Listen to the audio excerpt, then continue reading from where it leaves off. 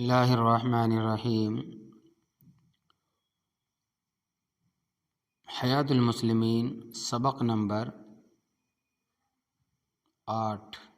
سیرت نبوی صلی اللہ علیہ وسلم کے بارے میں رسول اللہ صلی اللہ علیہ وسلم کے اخلاق و عادات کو اپنے دل میں جمانا، جس سے آپ کی محبت بھی بڑھے اور جس سے ان عادات کو اختیار کرنے کا بھی شوق پیدا ہو۔ اب چند آیتیں اور حدیثیں اس باب کی لکھتا ہوں۔ فرمایا اللہ تبارک و تعالیٰ نے، اور بے شک آپ اخلاق حسنہ کے اعلیٰ پیمانے پر ہیں۔ فرمایا اللہ تبارک و تعالیٰ نے، اے لوگو، تمہارے پاس ایک ایسے پیغمبر تشریف لائے ہیں جو تمہاری جنس یعنی بشر سے ہے، انسان سے ہے، جن کو تمہاری سب مضرت کی بات نہایت گراں گزرتی ہے، جو تمہاری منفعت کے بڑے خواہش مند رہتے ہیں، بالخصوص ایمانداروں کے ساتھ، تو بڑے ہی شفیق اور مہربان ہے۔ سورہ توبہ میں آیت یہ ہے۔ فرمایا اللہ تبارک و تعالیٰ نے، اس بات سے نبی کو ناگواری ہوتی ہے سو وہ تمہارا لحاظ کرتے ہیں، اور زبان سے نہیں فرماتے اٹھ کر چلے جاؤ، اور اللہ تبارک و تعالیٰ کی صاف بات کہنے سے کسی کا لحاظ نہیں کرتے۔ سورۃ الاحزاب۔ کیا انتہا ہے کہ آپ کی مروت کا کہ اپنے غلاموں کو بھی یہ فرماتے ہوئے شرماتے تھے کہ آپ اپنے کاموں میں لگو، اور یہ لحاظ اپنے ذاتی معاملات میں تھا اور احکام کی تبلیغ میں نہ تھا۔ یہ آیتیں تھی، آگے حدیثیں ہیں۔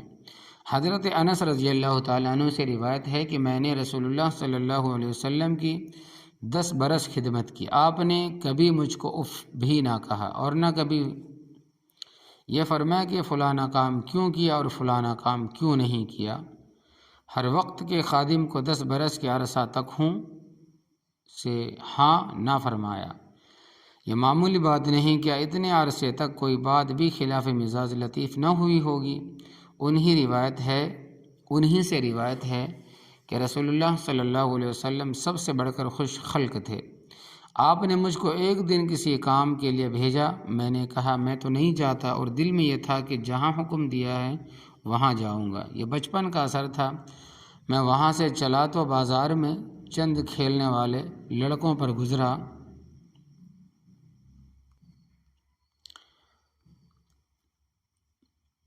فرماتے ہیں کہ میں وہاں سے تو چلا بازار میں چند کھیلنے والے لڑکوں پر گزرا، اچانک رسول اللہ صلی اللہ علیہ وسلم نے پیچھے سے آ کر میری گردن پکڑ لی۔ میں نے آپ صلی اللہ علیہ وسلم کو دیکھا تو آپ ہنس رہے تھے۔ آپ نے فرمایا کہ تم تو جہاں میں نے کہا تھا جا رہے ہو۔ آپ نے فرمایا تم تو جہاں میں نے کہا تھا جا رہے ہو۔ میں نے عرض کیا کہ جی ہاں یا رسول اللہ صلی اللہ علیہ وسلم، میں جا رہا ہوں۔ انہی سے روایت ہے کہ میں حضور اقدس صلی اللہ علیہ وسلم کے ساتھ جا رہا تھا، اور آپ کے بدن مبارک پر ایک نجران کا بنا ہوا موٹی کنی کا چادر تھا۔ آپ کو ایک بدوی ملا، اور اس نے آپ کو چادر پکڑ کر بڑے زور سے کھینچا، اور آپ اس کے سینے کے قریب جا پہنچے۔ پھر کہا، اے محمد، میرے لیے بھی اللہ کے اس مال میں سے دینے کا حکم دو جو تمہارے پاس ہے۔ آپ نے اس کی طرف التفات فرمایا، پھر ہنسے، پھر اس کے لیے عطا فرمانے کا حکم دیا۔ حضرت جابر رضی اللہ تعالیٰ عنہ سے روایت ہے کہ نبی کریم صلی اللہ علیہ وسلم سے کبھی کوئی چیز نہیں مانگی گئی جس پر آپ نے یہ فرمایا ہو کہ نہیں دیتا،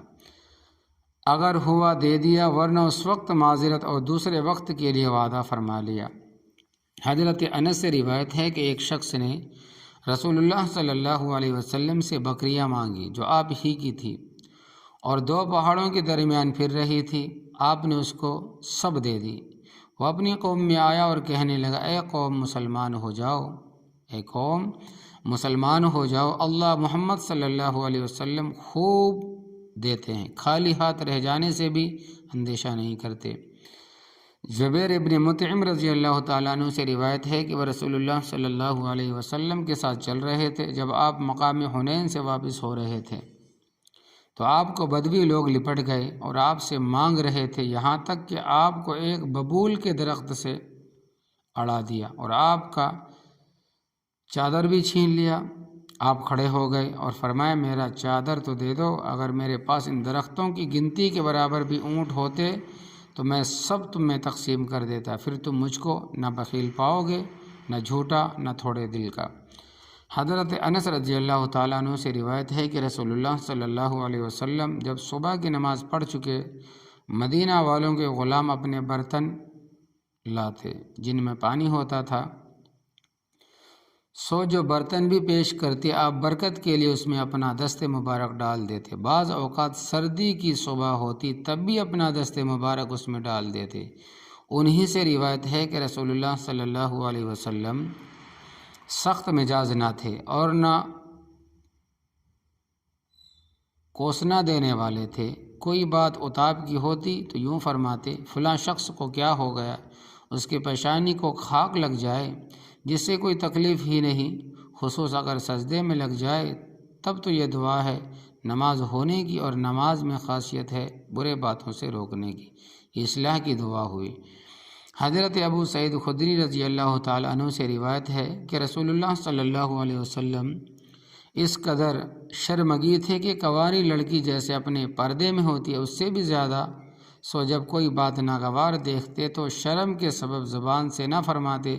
مگر ہم لوگ اس کا اثر آپ کے چہرے مبارک میں دیکھتے تھے۔ اسود سے روایت ہے کہ میں نے حضرت عائشہ رضی اللہ تعالیٰ عنہ سے پوچھا کہ رسول اللہ صلی اللہ علیہ وسلم گھر کے اندر کیا کام کرتے تھے؟ انہوں نے کہا کہ اپنے گھر والوں کے کام میں لگے رہتے تھے، جس کی کچھ مثالیں اگلی حدیث میں آتی ہے۔ حضرت عائشہ رضی اللہ تعالیٰ عنہ سے روایت ہے کہ رسول اللہ صلی اللہ علیہ وسلم اپنا جوتا خود سی لیتے تھے، خود گانٹھ لیتے تھے، اپنا کپڑا خود سی لیتے تھے، اور اپنے گھر میں ایسے ہی کام کرتے تھے جس طرح تم میں معمولی آدمی اپنے گھر میں کام کر لیتا ہے۔ اور حضرت عائشہ رضی اللہ تعالی عنہ نے بھی یہ کہا کہ آپ من جملہ بشر کے ایک بشر تھے، گھر کے اندر مخدوم اور ممتاز ہو کر نہ رہتے تھے، اپنے کپڑے میں جوئیں دیکھ لیتے تھے کہ شاید کسی کی چڑھ گئی ہو، کیونکہ آپ اس سے پاک تھے، اور اپنی بکری کا دودھ خود نکال لیتے تھے۔ یہ مثالیں ہیں گھر کے کام کی، کیونکہ رواج میں یہ کام گھر والوں کے کرنے کے ہوتے ہیں، اور اپنا ذاتی کام بھی کر لیتے تھے۔ حضرت عائشہ رضی اللہ تعالیٰ عنہ سے روایت ہے کہ رسول اللہ صلی اللہ علیہ وسلم نے کسی چیز کو اپنے ہاتھ سے کبھی نہیں مارا، اور نہ کسی عورت کو، نہ کسی خادم کو، ہاں راہ خدا میں جہاد اس سے مستثنا ہے۔ مراد وہ مارنا جسے غصے کے جوش میں عادت ہے، اور آپ کو کبھی کوئی تکلیف نہیں پہنچائی گئی جس میں آپ نے اس تکلیف پہنچانے والے سے انتقام لیا۔ البتہ اگر کوئی شخص اللہ کی حرام کی ہوئی چیزوں میں سے کسی چیز کا ارتکاب کرتا تو اس وقت آپ اللہ کے لیے اس سے انتقام لیتے تھے۔ حضرت انس رضی اللہ تعالیٰ عنہ سے روایت ہے کہ میں 8 برس کا تھا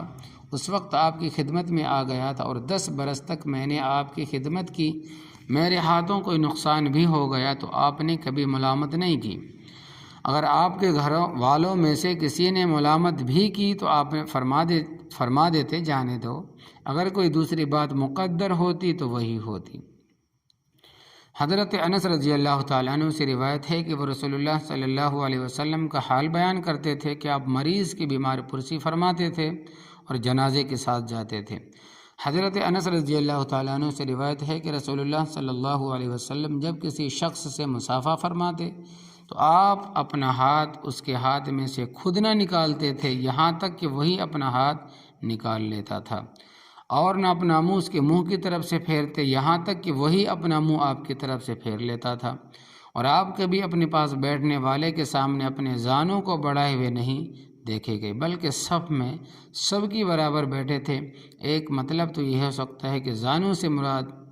پاؤں ہو، یعنی آپ کسی کی طرف پاؤں نہ پھیلاتے تھے۔ شمائل ترمذی باب تواضع و باب خلق میں 2 لمبی حدیثیں ہیں، ان میں سے بعض جملے نقل کرتا ہوں۔ حضرت حسین رضی اللہ تعالیٰ عنہ اپنے والد حضرت علی رضی اللہ تعالیٰ عنہ سے نقل کرتے ہیں کہ رسول اللہ صلی اللہ علیہ وسلم جب اپنے مکان میں تشریف لے جاتے تو مکان میں رہنے کے وقت کو 3 حصوں پر تقسیم فرماتے، مکان میں رہنے کے وقت کو 3 حصوں میں تقسیم فرماتے، ایک حصہ اللہ عز و جل کی عبادت کے لیے، ایک حصہ اپنے گھر والوں کے حقوق ادا کرنے کے لیے، اور ایک حصہ اپنی ذات خاص کے لیے۔ پھر اپنے خاص حصے کو اپنے اور لوگوں کے درمیان اس طرح پر تقسیم فرماتے کہ اس حصے کے برکات اپنے خاص اصحاب کے ذریعے سے عام لوگوں تک پہنچاتے، یعنی اس حصے میں خاص حضرات کو استفادے کے لیے اجازت تھی، پھر وہ عام لوگوں تک ان علوم کو پہنچاتے۔ اس مذکورہ حصہ امت میں آپ کی عادت یہ تھی کہ اہل فضل یعنی اہل علم و عمل کو حاضری کی اجازت دے دینے میں دوسروں پر ترجیح دے دیتے تھے، اس وقت کو اس پر بقدر ان کی دینی فضیلت کے تقسیم کرتے تھے، کیونکہ کسی کو ایک ضرورت ہوئی، کسی کو دوسری ضرورتیں ہوئی، کسی کو کئی ضرورتیں ہوئیں، آپ اسی نسبت سے ان کے ساتھ مشغول ہوتے اور ان کو بھی ایسے کام میں مشغول رکھتے جس میں ان کی اور امت کی مصلحت ہو، جیسے مسئلہ پوچھنا اور مناسب حالات کی اطلاع دینا، اور آپ کے سب طالب ہو کر آتے اور علاوہ علمی فوائد کے کچھ کھا پی کر واپس جاتے اور دین کے ہادی بن کر نکلتے۔ یہ رنگ تھا مجلس خاص کا۔ پھر میں نے اپنے باپ سے آپ کے باہر تشریف لانے کی بابت پوچھا، انہوں نے اس کی تفصیل بیان کی، جس کو میں انہی کی دوسری حدیث سے نقل کرتا ہوں۔ حضرت علی رضی اللہ تعالیٰ عنہ نے بیان کیا کہ رسول اللہ صلی اللہ علیہ وسلم ہر وقت کشادہ رو، نرم مزاج تھے۔ آپ کے سامنے لوگ آپس میں جھگڑتے نہ تھے، اور جب آپ کے روبرو کوئی بات کرتا اس کے فارغ ہونے تک آپ خاموش رہتے، اور آپ پردیسی آدمی کی گفتگو اور سوال میں بدتمیزی کرنے پر تحمل فرماتے تھے اور کسی کی بات نہیں کاٹتے تھے، یہاں تک کہ وہ حد سے بڑھنے لگتا تب اس کو کاٹ دیتے، خواہ منع فرما کر یا اٹھ کر چلے جانے سے۔ یہ رنگ تھا مجلس خاص کا۔ یہ برتاؤ تو اپنے تعلق والوں سے تھا، اور مخالفین کے ساتھ جو برتاؤ تھا اس کا بھی کچھ بیان کر دیتا ہوں۔ حضرت ابو ہریرہ رضی اللہ تعالیٰ عنہ سے روایت ہے کہ کسی موقع پر آپ سے عرض کیا گیا، یا رسول اللہ صلی اللہ علیہ وسلم، اللہ مشرکین پر بد دعا کیجیے۔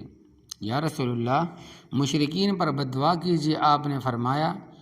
میں کوسنے والا کر کے نہیں بھیجا گیا، میں تو صرف رحمت بنا کر بھیجا گیا ہوں، اس لیے آپ کی عادت دشمنوں کے لیے بھی دعائیں خیر ہی کرنے کی تھی، اور کبھی کبھار اپنے مالک کی حقیقی سے فریاد کے طور پر کچھ کہہ دینا ان کی شرارت سے آپ کی حفاظت فرمائے۔ اور یہ اور بات ہے۔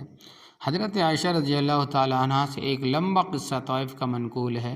جس میں آپ کو کفار کے ہاتھ سے اس قدر اذیت پہنچی جس کو آپ نے جنگ احد کی تکلیف سے بھی زیادہ سخت فرمایا۔ اس وقت جبرائیل علیہ السلام نے آپ کو پہاڑوں کے فرشتے سے ملایا، اور اس نے آپ کو سلام کیا اور عرض کیا، اے محمد، میں پہاڑوں کا فرشتہ ہوں، اللہ تبارک و تعالیٰ نے مجھ کو آپ کے پاس بھیجا ہے تاکہ آپ مجھ کو حکم دیں، اگر آپ چاہیں تو میں دونوں پہاڑوں کو ان لوگوں پر لا ملاؤں جس میں یہ سب پس جائیں۔ رسول اللہ صلی اللہ علیہ وسلم نے فرمایا کہ نہیں، بلکہ میں امید کرتا ہوں شاید اللہ تبارک و تعالیٰ ان کی نسل سے ایسے لوگ پیدا کر دے جو صرف اللہ ہی کی عبادت کریں اور اس کے ساتھ کسی کو شریک نہ کرے۔ دیکھیے، اگر اس وقت ہاتھ سے بدلہ لینے کا موقع نہ تھا تو زبان سے کہنا تو آسان تھا، خصوص جب آپ کو یہ بھی یقین دلایا گیا کہ زبان ہلاتے ہی سب تہس نہس کر دیے جائیں گے، مگر آپ نے پھر بھی شفقت ہی سے کام لیا۔ یہ برتاؤ ان مخالفین سے تھا جو آپ کے مد مقابل تھے۔ بعض مخالفین آپ کی رعایا تھے جن پر باضابطہ بھی قدرت تھی، ان کے ساتھ بھی برتاؤ سنیے۔ حضرت علی رضی اللہ تعالیٰ عنہ سے ایک لمبا قصہ منقول ہے کہ جس میں کسی یہودی کا جو کہ مسلمانوں کی رعیت ہو کر مدینہ میں آباد تھے، نبی کریم صلی اللہ علیہ وسلم کے ذمے کچھ قرض تھا، اور اس نے ایک بار آپ کو اس قدر تنگ کیا، ظہر سے اگلے دن صبح تک آپ کو مسجد سے گھر بھی نہیں جانے دیا۔ لوگوں کے دھمکانے پر آپ نے فرمایا، اللہ تبارک و تعالیٰ نے مجھ کے معاہد اور غیر معاہد پر ظلم کرنے سے منع فرمایا۔ اسی قصے میں ہے کہ جب دن چڑھا تو یہودی نے کہا، اشہد ان لا الہ الا اللہ و اشہد انک رسول اللہ، اور یہ بھی کہا کہ میں نے تو یہ سب اس لیے کیا تھا کہ آپ کی صفت جو تورات میں ہے، محمد عبداللہ کے بیٹے ہیں، آپ کی پیدائش مکہ میں ہے اور ہجرت کا مقام مدینہ ہے، اور سلطنت شام میں ہوگی، چنانچہ بعد میں ہوئی، اور آپ نہ سخت خوں ہے، نہ درست مزاج ہے، نہ بازاروں میں شور گل کرنے والے ہیں، نہ بے حیائی کا کام، نہ بے حیائی کی بات آپ کی وضع ہے۔ مجھ کو اس کا دیکھنا تھا کہ دیکھوں آپ وہی ہیں یا نہیں، سو دیکھ لیا آپ وہی ہے۔ اشہد ان لا الہ الا اللہ واشہد انک رسول اللہ صلی اللہ علیہ وسلم، بجز 2 حدیثوں کے جن میں شمائل کا نام بھی ہے، باقی سب حدیث مشکات کی ہے۔ مشورہ: اگر انہی تھوڑی سی حدیثوں کو روز مرہ ایک ہی بار پڑھ لیا کرو یا سن لیا کرو، پھر دیکھ لوگے تم کیسی جلدی کیسے اچھے ہو جاؤ گے۔ اللہ تبارک و تعالی ہمیں عمل کرنے کی توفیق عطا فرمائے اور نبی کریم صلی اللہ علیہ وسلم کی محبت ہمارے دل میں بے انتہا اللہ تبارک و تعالی پیدا فرمائے، آمین یا رب العالمین۔ اللہ الرحمن